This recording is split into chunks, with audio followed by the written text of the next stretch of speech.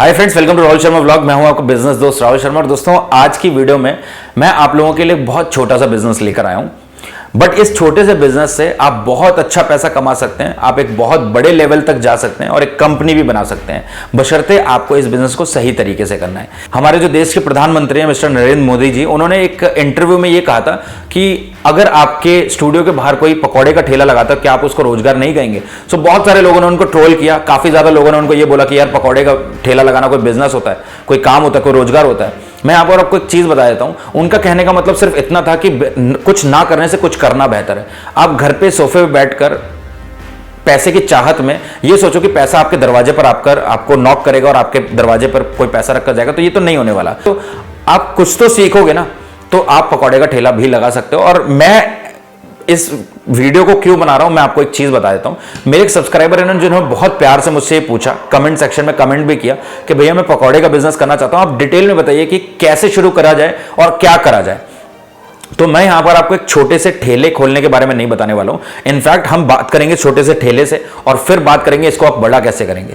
सो कोई भी काम छोटा नहीं होता, कोई भी काम बड़ा नहीं होता। तरीका होता है आपको सही काम को सही तरीके से करना। अगर आप किसी भी छोटे से काम को भी सही तरीके से करते हैं, आप उसको बड़ा कर सकते हैं। मैं बहुत सारी वीडियोज में बोलता हूं। मैं पर्सनली ऐसे कुछ लोगों को जानता हूं जिन्होंने एक छोटे से ठेले से शुरुआत करी थी, 2 से 3 तरीके के पकौड़े बनाना, और आज की डेट में वो बहुत ज्यादा फेमस है और उनके एक ही सिटी में 4 से 5 दुकानें चलती हैं। बहुत अच्छे तरीके से वो काम कर रहे हैं। अलग अलग तरीके के, वो दसियों तरीके के पकौड़े बनाते हैं और लाखों रुपए कमाते हैं, क्योंकि हर एक स्टोर से, हर एक ब्रांच से, हर एक दुकान से उनको एक अच्छी सेल होती है। देखो, मैं आपको इस वीडियो में ये नहीं बताने वाला हूं कि आपको आम पकौड़े वाला कैसे बनना है। आम पकौड़े की दुकानें बहुत मिल जाती हैं, लेकिन पूरी सिटी में 10 में से 1 या 2 दुकान ऐसी होती है जिसमें बहुत भीड़ लगती है। या तो उनके पकौड़ों में वो टेस्ट होती है, वो बात होती है, या उनकी चटनी में वो गजब का टेस्ट होता है जिसके लिए लोग दूर दूर से आते हैं। सो आपको ऐसा ही पकौड़े वाला बनना है। 1 से 2 वैरायटी रखकर आप यहां पर महारत नहीं हासिल कर सकते। आपको थोड़ी सी ज्यादा वैरायटी रखनी पड़ेगी और आपको इस काम को धीरे धीरे बढ़ाना है और आप डेफिनेटली इससे अच्छा पैसा कमा सकते हो। तो वीडियो के लास्ट में मैं आपको एक छोटी सी वीडियो क्लिप दिखाऊंगा, उसको जरूर देख लेना। आपको काफी चीजें अच्छे से समझ में आ जाएंगी। बहुत सारे लोग ऐसे हैं जो छोटे छोटे कैफेज, रेस्टोरेंट्स खोल के बैठे हैं और पर डे की अगर आप उनकी सेल पूछोगे तो उनकी सेल होती है 6,500 7,000। इससे भी कम कुछ लोग हैं जो इससे भी कम की सेल करते हैं। और वहीं पर अगर आप किसी ठेले वाले से पूछोगे ना, तो पर डे की सेल वो आपको बताएगा 9,000 10,000, है ना। मैंने भी अपनी काफी वीडियोस में आपको बताया कि मेरी भी, जब मेरा छोटा सा कार्ट हुआ करता था चाइनीज फूड का, तो मेरी पर डे की सेल 9,000 8,000 10,000 ऐसे रहती थी ऑन एवरेज। तो मेरा कोई रेंट नहीं है, मतलब ज्यादा इलेक्ट्रिसिटी बिल नहीं है, कुछ नहीं है, तो मतलब वहां पर पैसे की बचत ज्यादा होती है। और अगर मैं वही एक बड़ा कैफे खोल लेता हूं और 7,000 की सेल आ रही है, तो अगर हम कंपेयर करेंगे दोनों के एक्सपेंसेस को, तो ठेले पे एक्सपेंसेस कम है और एक कैफे को, एक रेस्टोरेंट को मैनेज करने में एक्सपेंसेस बहुत ज्यादा है। सो इसीलिए अल्टीमेटली कैफेज का बिजनेस अच्छे तरीके से नहीं चल पाता और उसके बाद वो बंद होते हैं एंड ठेले वाले अपने बिजनेस को चला ले जाते हैं। एक और चीज मैं यहां पर आपको बताता हूं कि कैफेज बंद क्यों होते हैं और ठेले इतने ज्यादा क्यों बढ़ रहे हैं और क्यों सक्सेसफुली रन हो रहे हैं। जब आप ठेले का बिजनेस करते हो तो यहां पर आपकी एक्सपेक्टेशन कम होती है और आप कम से शुरू करते हो। आपने लागत कम लगाई है, इन्वेस्टमेंट आपने कम किया है, और वहीं पर आप, बहुत सारे लोग ऐसे हैं जिनको एक्सपीरियंस कुछ नहीं होता, बट वो कैफे खोल के बैठ जाते हैं और सब कुछ उनका क्या होता है कि शेफ के ऊपर डिपेंड होते हैं।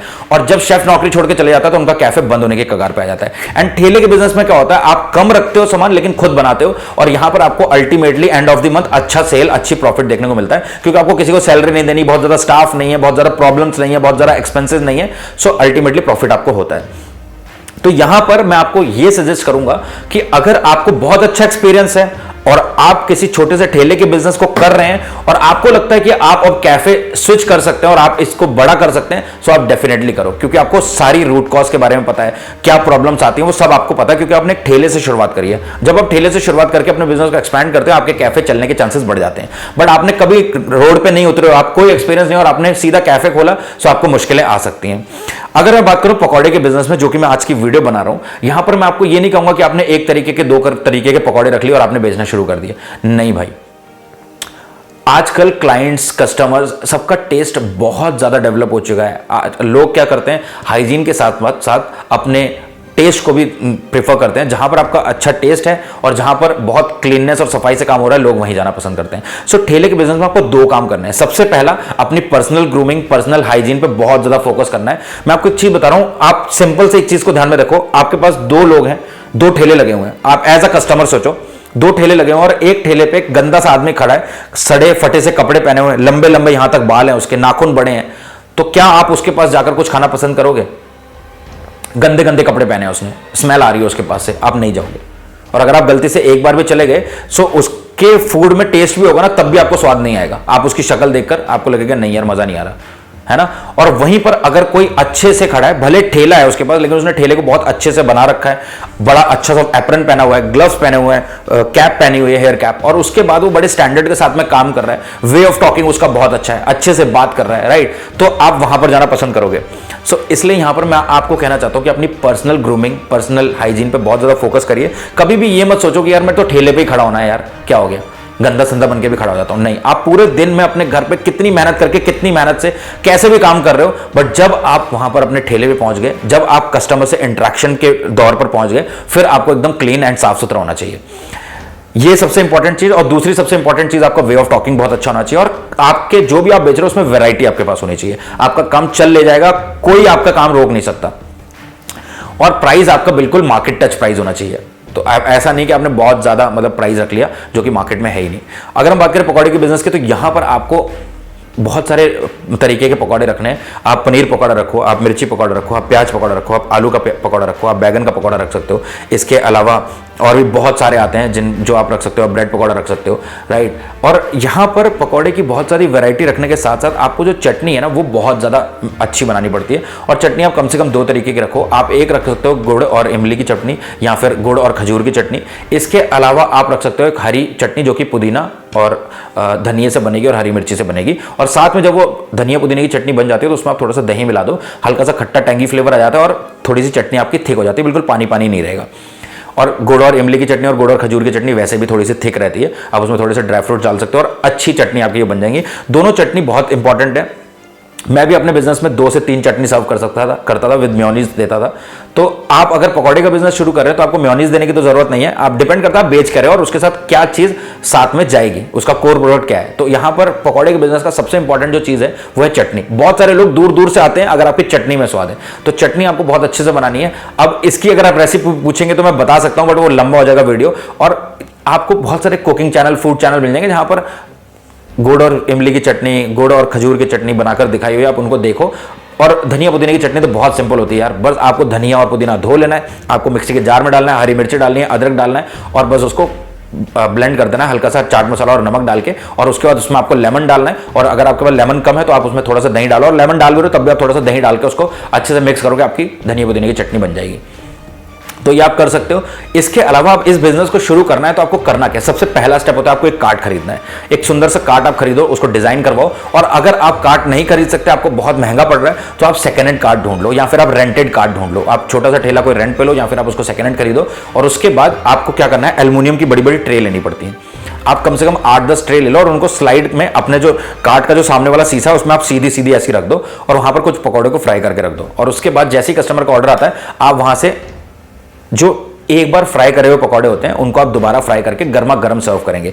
देखो, इस बिजनेस को करने के 2 तरीके होते हैं। कुछ लोग क्या करते हैं, बड़ी सी कढ़ाई साइड में लगा लेते हैं और एक तरीके के पकौड़े बनाते हैं, यानी कि उन्होंने मिक्स पकौड़े बना दिए, उसी में आलू डाल दिया, प्याज डाल दिया, हल्की सी वेजिटेबल्स डाल दी, सब कुछ काट के उसमें डाल दिया, तो बेसन में उसको सारा घोलने के बाद कढ़ाई में फटाफट उसको डालते जाते हैं और पकौड़े निकालते जाते हैं। सो आपको ऐसा नहीं करना है, आपको अलग अलग वैरायटी के पकौड़े रखने हैं। और आप क्या करो, आप या तो घर से सारे पकौड़े को बना लो और एक बार हल्का फ्राई कर लो, ताकि वो पकौड़े आपस में चिपकते नहीं हैं और आपको बार बार वहां पर हाथ गंदे नहीं करने पड़ते हैं ठेले पे। सिंपल कॉन्सेप्ट बता रहा हूं। आप पर डे जब शुरुआत कर रहे हो इस बिजनेस की, तो आपको आइडिया होगा कि आपको कितने पकौड़े बनाने हैं। आपने 3 किलो आलू के पकौड़े बना लिए, 2 किलो आपने प्याज के पकौड़े बना लिए, राइट। आपने 1 किलो पनीर के पकौड़े बना लिए, आपने 1 किलो मिर्ची के पकौड़े बना लिए, 1 किलो आपने बैगन के पकौड़े बना लिए, 1 किलो आपने किसी और सब्जी के पकौड़े बना लिए, 1 किलो आपने कटहल के पकौड़े बना लिए। मतलब अलग अलग वेजिटेबल के पकौड़े आपने अलग अलग बनाकर ट्रे में लगा लिए और रख दिए। अब आप वहां पर ठेले पे चले गए, अपने कार्ट पे चले गए और आपने कढ़ाई में तेल गरम रखा हुआ है।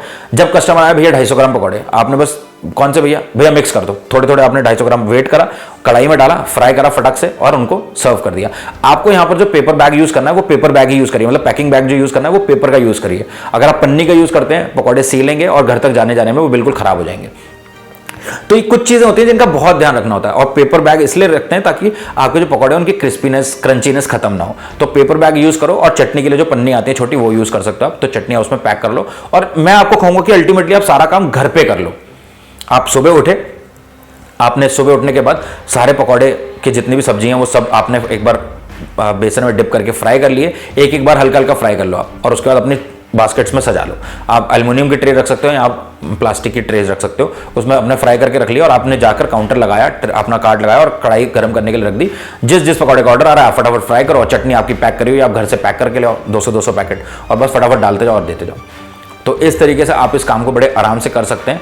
बहुत ज़्यादा इन्वेस्टमेंट तो नहीं है इसमें, बट हाँ थोड़ा सा एक्सपीरियंस ज़रूर है और ये इतने भी मुश्किल काम नहीं कि आप कर ना सकें। देखो एक छोटे से चाय को बेचकर भी लोगों ने करोड़ों की कंपनी खड़ी कर दी है। तो अगर आप भी पकौड़े के बिजनेस को बहुत तरीके से करते हो, सो एक कार्ट से दूसरा कार्ट, दूसरे से तीसरा कार्ट, तीसरे से चौथा कार्ट और उसके बाद फिर बड़े बड़े कैफेज में भी आप स्विच कर सकते हो।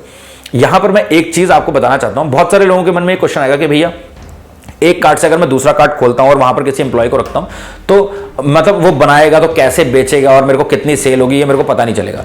जब आप इस काम में डलेंगे ना और आप खुद जब एक ठेला लगाएंगे ना तो आपको पता होगा कहां कहां से पैसे को मारा जाता है, क्या क्या तरीके होते हैं। जब आप वो खुद समझ जाओगे आपको खुद ही अपने आप आइडिया आ जाएगा कि आपको क्या करना है।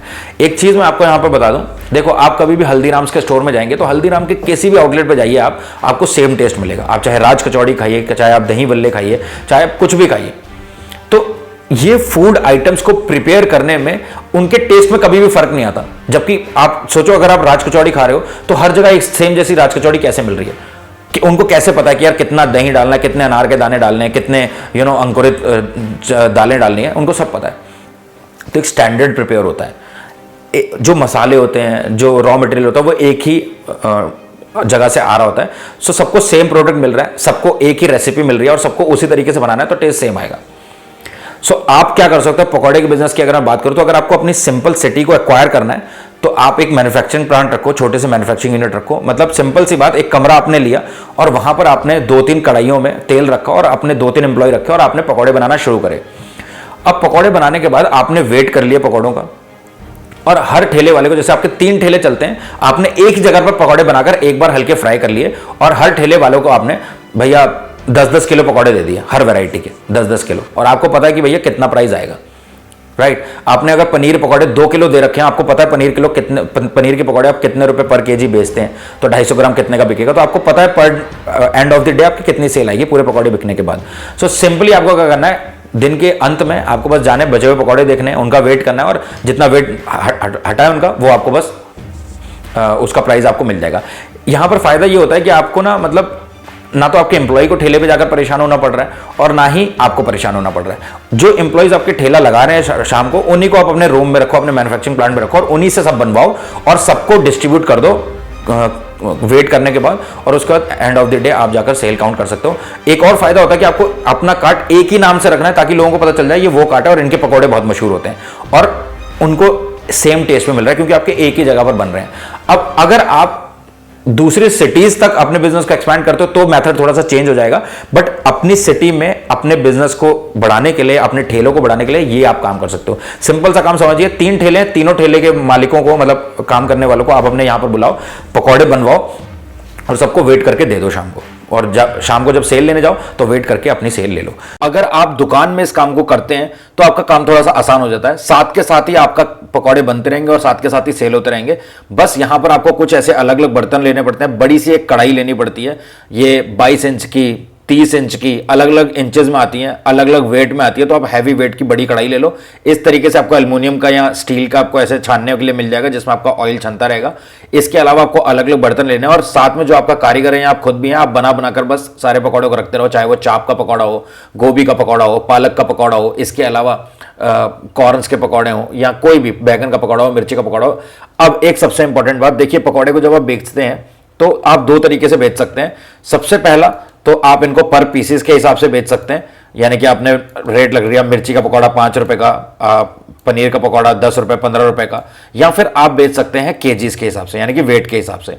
तो आप अलग अलग वेट रख सकते हैं, यानी कि मिक्स पकौड़े आपने रख दिया 50 रुपए के 250 ग्राम, पनीर पकौड़ा आपने रख दिया 90 रुपए का 250 ग्राम। इस तरीके से मार्केट रेट चल रहा है।